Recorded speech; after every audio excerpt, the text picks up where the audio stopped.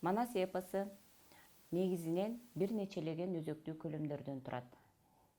Манас эпосунун кыргыз элиндеги маданий мурас экендиги жөнүндө кабар берилет. Андан кийин Манас эпосун айтуучулар, манасчылар, легендарлуу манасчылардан тартып бүгүнкү манасчыларга чейин азын оолак кеп болот.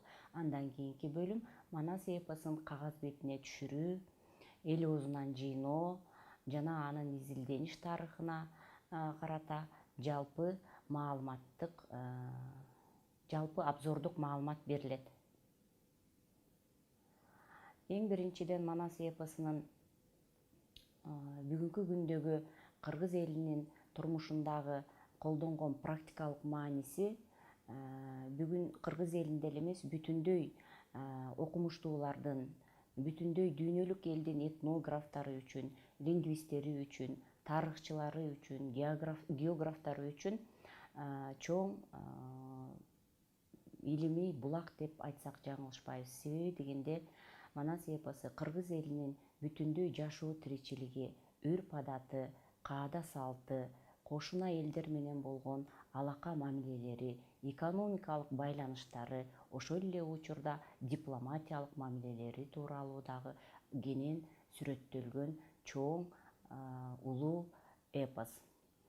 Көркөмдүк сюжеттик композициясынан алып караганда Манас эпосуна тең келген дүйнөдө бир дагы теңдешсиз чоң эпос экени талашсыз.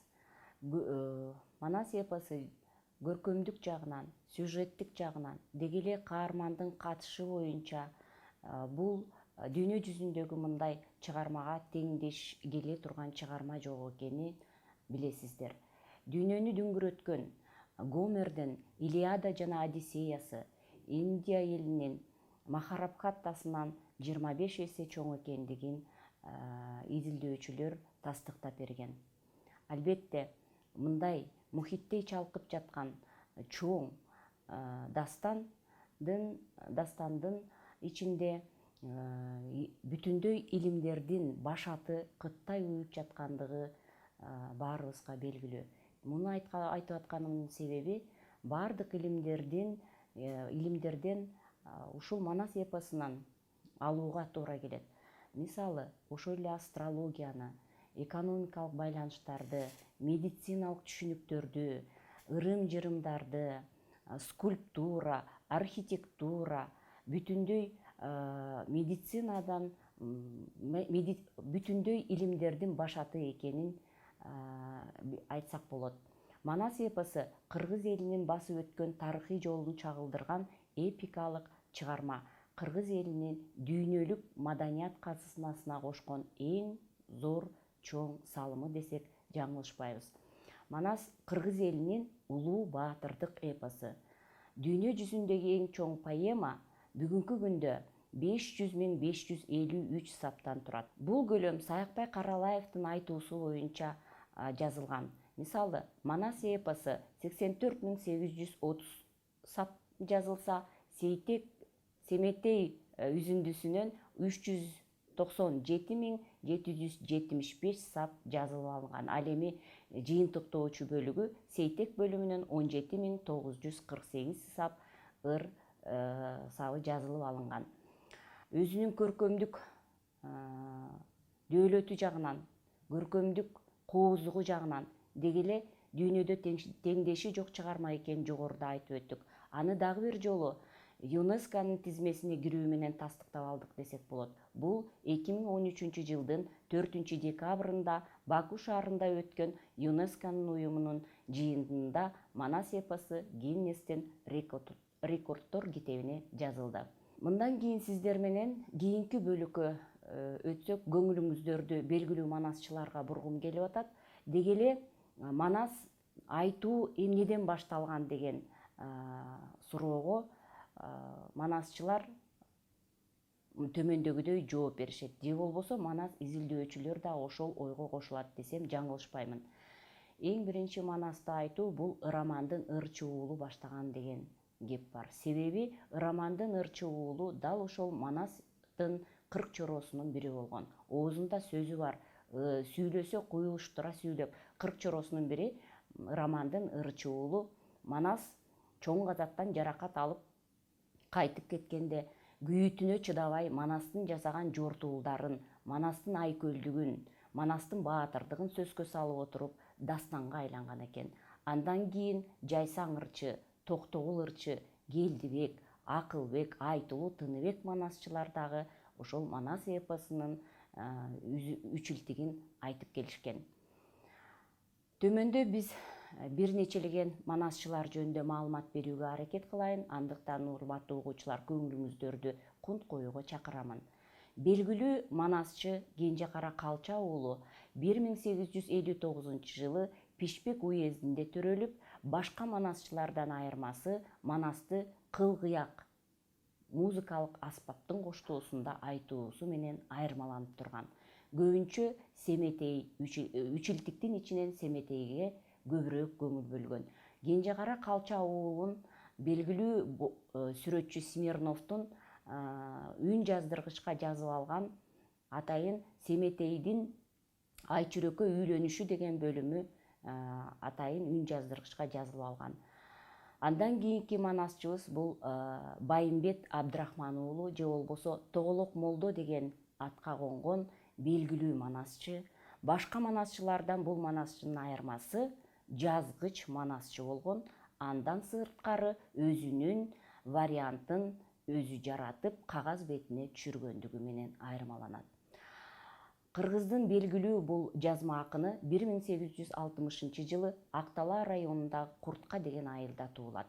Кенедейинен Манас айтууга шыктанып калган Абдрахман уулу Байымбеттин ата-энеден эрте ажырагандан кийин жакын тууганы Музооке деген айтылуу манасчынын колунда жашап калган экен. 14 жашында ал кишинин колуна өткөндөн кийин Музооке шыгын билип айтылуу Тыныбек манасчыга алып барат.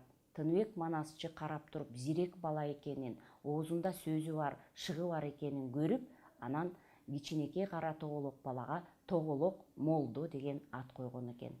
Бул Тыныбек Молдонун берген лакап аты Тоголок Молдо деген ат менен биздин манасчыбыз белгилүү болгон экен. Кийинки манасчыбыз жөнүндө айтсак, Шапак Ырысменде уулу, бул 1863 жылы Кочкор өрөөнүндөгү Шамшы деген айылда туулат.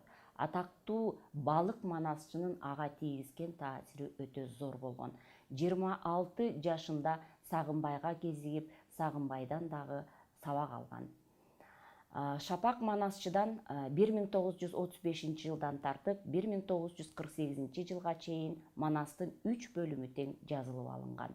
Манастан 24.588 сап, Семетейден 42.338 сап, Сейтектен 14.718 сап ыр жазылып алынган. Андан сырткары дагы кенже эпостор, ошондой эле элдик макал лакаптар дагы биздин Улуттук илимдер академиясынын кол жазмалар фондунда сакталып турат. Айтылуу белгилүү залкар манасчылардын башында турган Сагынбай Орозбак уулу жөнүндө маалымат берип кетсек, 1867 жылы Ысык көлдүн күнгөйүндөгү Кабырга деген айылда туулган. Сагынбайдын оозунан жазылып алынган Манас бөлүгү 180.378 сап ырдан турат.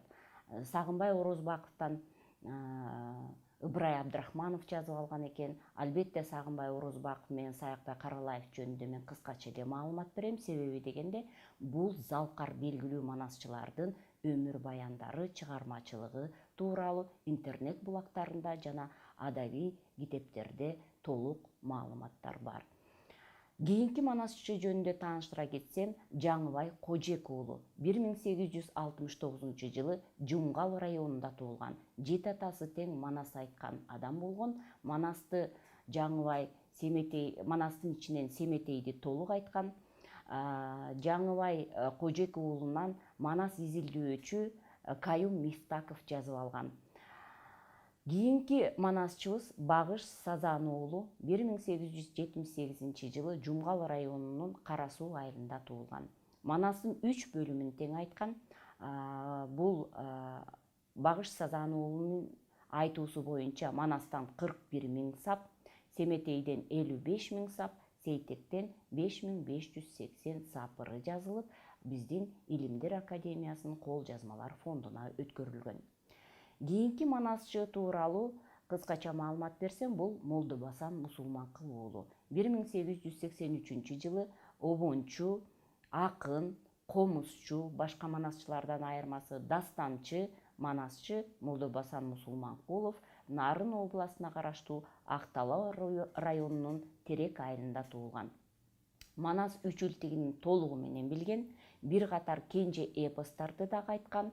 Курманбек эпосу 1928 жылы Кыргыз элинин кенже эпостарынын тарыхынын ичинде биринчи жолу китеп болуп басылып чыккан. Анда 1935 жылдан 1945 жылга чейин жазылып алынган Манас үчүлтигинен 203.000 сап ыры кол жазмалар фондуна жазылып өткөрүлгөн. Жогоруда саналган манасчылардын ичинен айырмасы дегеле эркек тана манасчылардын арасынан айырмаланган Сейдене Молдоке кызы 1922 жылы Кетмен-Төбө өрөөнүндө туулган. Сейдана Молдоке кызы аян берген окуядан кийин жомокту айта бербей жөн койгон. Бирок Семетейдин 40 чороосу менен түшүнө кирип, Манас айткынын дегенине карабай айтпай койгондуктан аял башым менен кантип айтам деп өзүн кандайдыр бир деңгээлде кысып алып жүргөнүнөн берендериңен, шерлериңен айрыласың дегенине да ишенген эмес. Айткандай эле 4 уулунан соп-соо туруп айрылгандан кийин аргасыздан Сейдена апабыз Манас айтууга белсенет. Арзыбек, Дөөлөтбек, Мырзабек, Таласбек деген уулдарынан катары менен айрылгандан кийин эл жок жерге Айталаага барып айта баштайт. Андан кийин Семетейчи Сейдененин даңкы чыгып, аты чыгып баштагандан кийин биротоло өмүрүн бүтүндөй Манас эпосуна арнайт. Кыргыз Республикасынын эмгек сиңирген артисти Сейдене Молдоке кызы 2006 жылы 24 мартта 86 жаш курагында бул дүйнөдөн кайтат. Кийинки манасчы жөнүндө кабар берсем, бул Каба Атабеков 1926 жылы Ысык Көл областынын Тоң районуна караштуу Төрткүл айылында туулган. 12-13 жашынан баштап эле Манас айта баштаган. Бул манасчынын Манас айтуу жөндөмү дагы дал ошол түш көрүү касиетинен улам уланган. Муну атасы көрүп билип калгандан кийин Мамбет Чокмор уулу деген айылдык манасчыга алып барат. Мамбет Чокмор уулу да белгилүү манасчы болгон. Ошондон кийин үзбөй Манас айтып отуруп, Каба Атабеков манасчылардын облустук, республикалык, эл аралык кароо сынактарында биринчи жана баш бейгелерди ээлеп жүрүп, Кыргыз элине бүтүндөй таанымал болуп баштайт. Кийинки манасчы тууралуу маалымат берсем, бул Шаабай Азизов. 1927 жылы Ысык Көл областынын Ак Суу районундагы Кара Бөлтөк деген айылда туулат. Бул Шаабай Азизовдун бүтүндөй ата бабасынын баары Манас айткан адамдар болот. Анын укум тукумдан берилген бул өнөрү манасчы катары өтө таанымал кылат. Шаабай Азизов аталарынын жолун жолдоп, ошондон кийин Манас айтып калган экен. Манас эпосунун Алым Сарык, Кулан Сарык, Кененим, Ак Аяр, Ак Жол Баатыр деп улам кийинки муундарына чейин айтып отургандыгы менен айырмаланат. Шаабай Азизовдун вариантындагы 100 миңден ашуун сапырдан турган Манас, Семетей, Сейтек бөлүктөрү толугу менен манасчынын өз оозунан жаздырылып алынган. Андан кийинки манасчыбыз Жусуп Мамай жөнүндө маалымат бергим келет. Бул Жусуп Мамай башка манасчылардан айырмачылыгы өзүнүн вариантын жаратып, кагаз бетине түшүргөндүгү менен да айырмаланат. 1918 жылы Кытайдагы Кызыл Суу Кыргыз автономиялуу облусунун Акчи районуна караштуу Мергеч айылында туулат.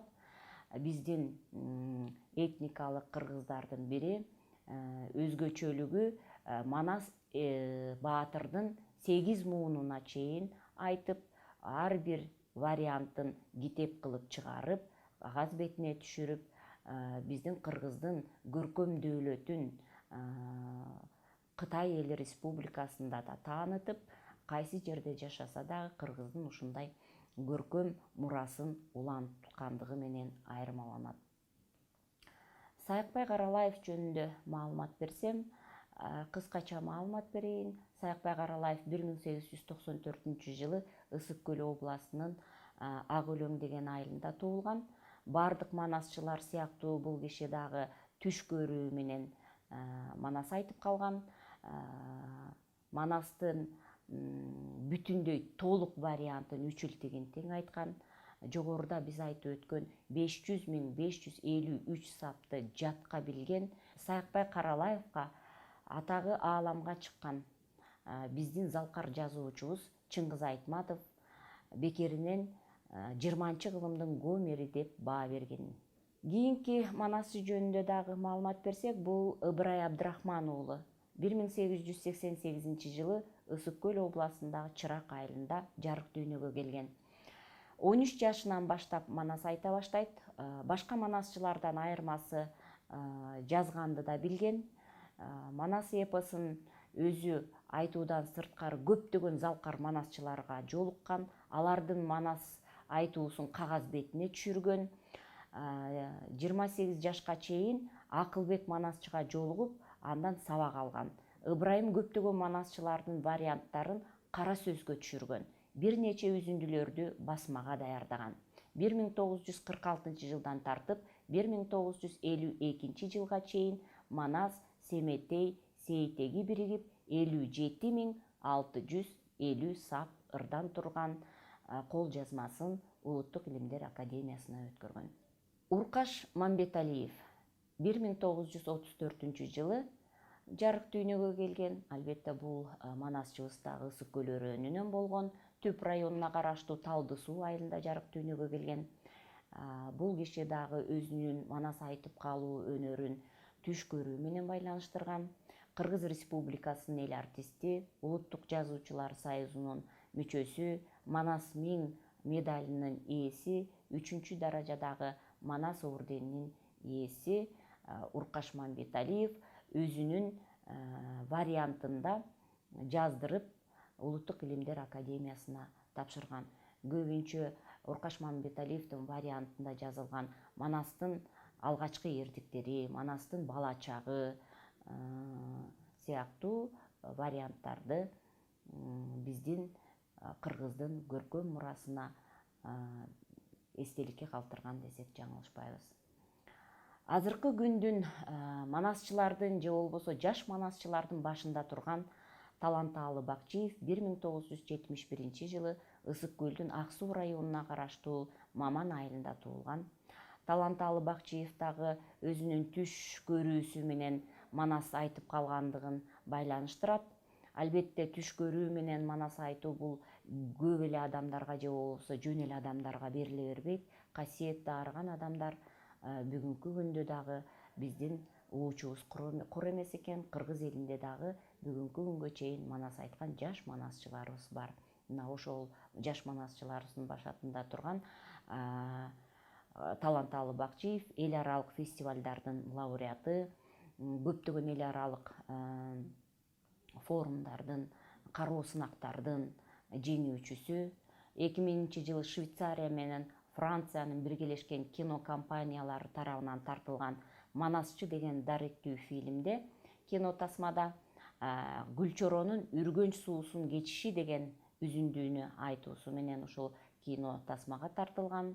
Бүгүнкү күндө бул инсаныбыз Муса Рыскулбеков атынан Кыргыз экономикалык университетинин мамлекеттик жана расмий тилдер кафедрасында эмгектенет. Филология илимдеринин доктору, профессор. Кийинки жаш манасчы менен тааныштыра кетсем, бул Улан Исмаилов. 1984 жылы Ысык Көл областына караштуу Жети Өгүз районунун Кичи Жаргылчак айылында төрөлгөн. Кенедейинен дагы эле ошо түш көрүү менен байланыштырат. Уктап туруп эле манас айтып калган бул Улан Исмаилов бүгүнкү күндө дагы манасын үзбөй айтып келет. Манасынын төш белгисинин ээси. Бүгүнкү күндөгү жаш манасчылардын дагы бири Улан Исмаилов 1984 жылы Ысык Көл областынын Жетегүз районуна караштуу Кичи Жаргылчак айылында туулган. Бул жаш манасчы дагы өзүнүн манас айтып калышын түш көрүү менен байланыштырат. Бүгүнкү күндө эл аралык кароо сынакта биринчи орунду ээлеген. Соң көлдө өткөн Соң көлдү манас жер деген аттуу үзүндүнү айткандыгы менен биринчи орунду ээлеген. Исмаиловдун айтуусунда Кыргыз улуттук телерадио компаниясынын алтын казынасына манастын ала тоого көчүп келиши, Чоң Казат аттуу окуяларынын айрым үзүндүлөрү жазылып алынган. Андан сырткары санап өтө турган болсок, Тилек Асанов, Дөөлөт Сыдыковго окшогон манасчыларыбыз бар. Нурбек Талантбеков. Ушул бүгүнкү күндөгү жаш манасчылардын ичинен эң кичүүсү, эң кенжеси Үмөт Дөөлөтов тууралуу азын-аулак кеп кылууга уруксат этиңиздер. Үмөт Дөөлөтов 2005 жылы Нарын областынын Тянь-Шань районуна караштуу Миңбулак айылында жарык дүйнөгө келген. Айтылуу Тыныбек манасчы жердеген жерде туулган. 2015 жылдын июнь айында Үмөткө маданияттын мыкты кызматкери деген наам ыйгарылган. Ал Кыргызстандын тарыхындагы бул төш белгиге ээ болгон биринчи мектеп окуучусу болуп эсептелинет. Урматтуу угуучулар, мындан кийинки бөлүктү сиздердин көңүлүңүздөрдү манас эпосунун эл оозунан жыйналышы, кагаз бетине түшүрүлүшү жана изилдениш тарыхына бурмакчымын. Мухиттей чалкыган манас эпосу өзүнүн кагазга түшкөн күнүнөн баштап кыргыздарды, батыш элин, чыгыш элин, баардык дүйнө жүзүндөгү окумуштуулардын көңүлүн өзүнө бурду. Алардын ар түркүн багыттагы илимий изилдөөлөрүнө, жазган эмгектерине, монографияларына манас эпосу бүтүндөй илимий булак болуп эсептелинди. 15-16 кылымдарда эң биринчи жолу кагаз бетине түшүрүлгөн маалымат катары Кыргызстандын түштүгүндө жашап өткөн Сайфаддин Аксыкентинин Маджумаат Таварих аттуу чыгармасын биз эсепке алсак болот. Кыргызча айтканда тарыхтар жыйнагы деп аталган бул эмгекти Сайфаддин Аксыкенти 15-кылымдын аягында жазган. Ал эми ал аягына чыкпай калгандыктан Сайфаддин Аксыкентинин уулу Норуз Мухаммед 16-кылымдын башында аягына чейин чыгарып, жазып бүтүргөн.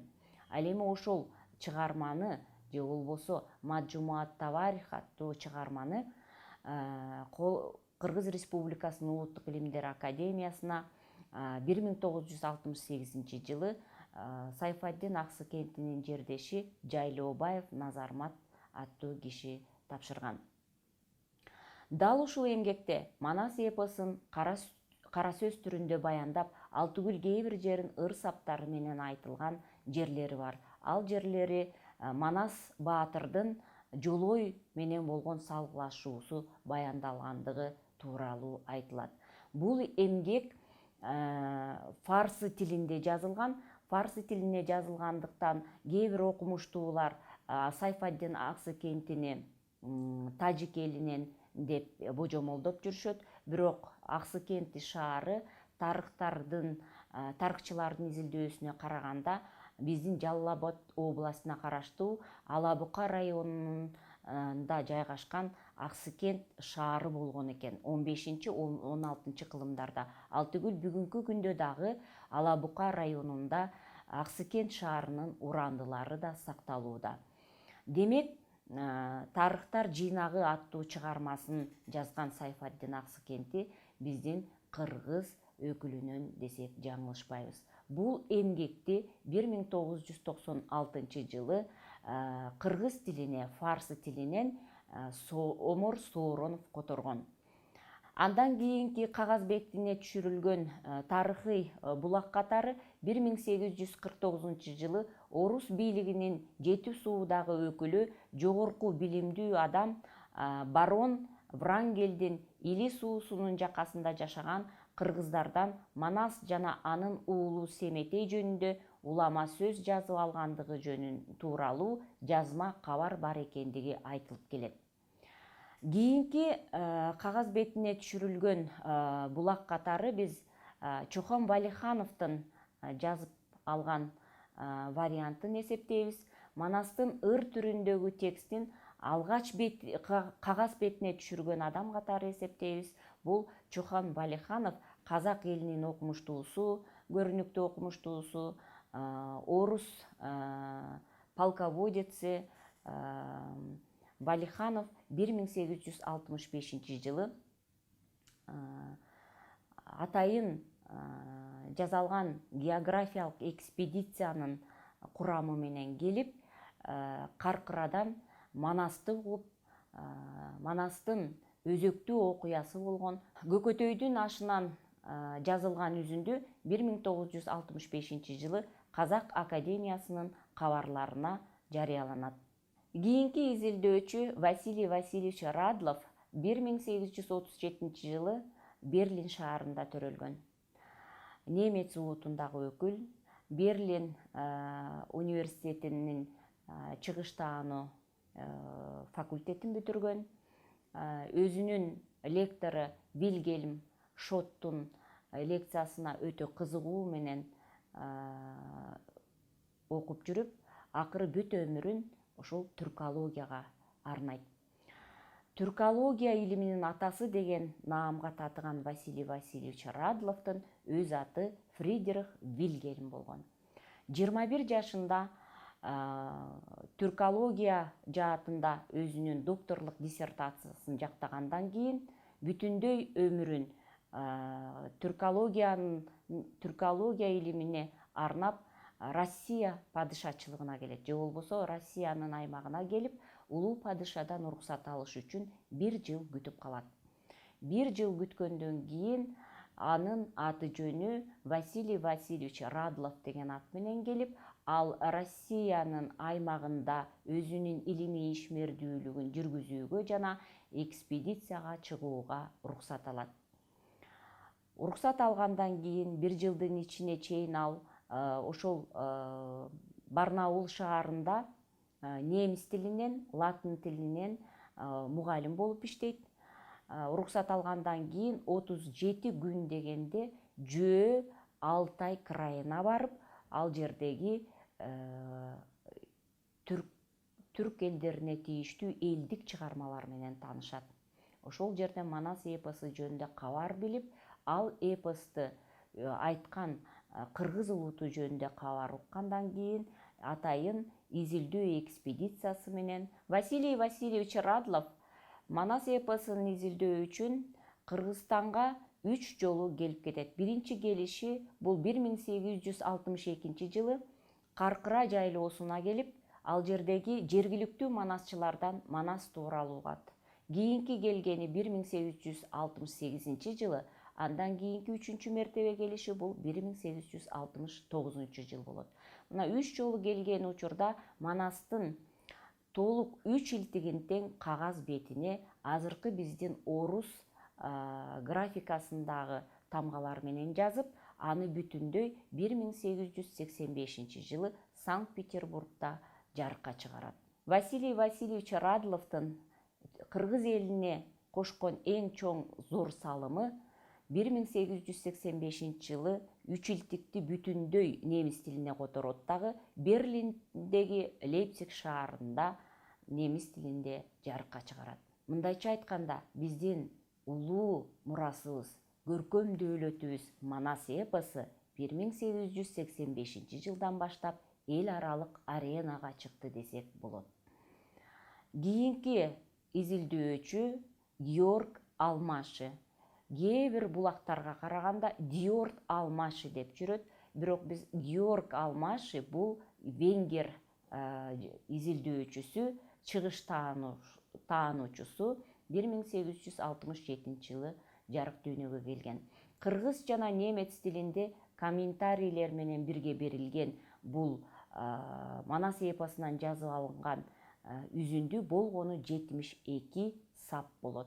Ал 72 сап бул Баатыр Манастын уулу Семетей менен коштошуусу деген үзүндүдөн алынат.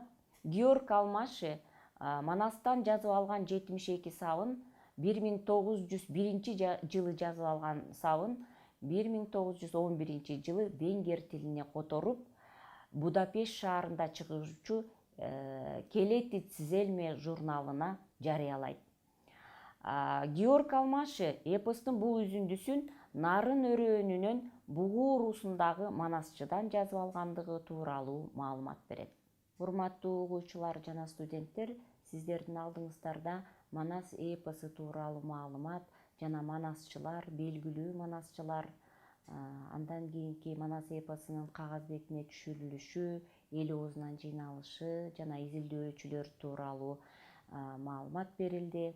Манас эпосун жыйынтыктап атып, бул кыргыз элинин тарыхындагы улуу баян, өмүр бою кыргыз эли үчүн чоң табылга экендигин айткым келет. Манас эпосу элдик педагогикадан көрөнгө, улуттук философияга өзөк, мамлекеттик идеологияга таяныч болуп бере ала турган руханий нурктардын казынасы болуп эсептелинет. Бүгүнкү күндөгү илимпоз окумуштуулар үчүн Манас эпосу дагы да болсо каста түгөнгүс байлык, соолубас булак экендигин айткым келет.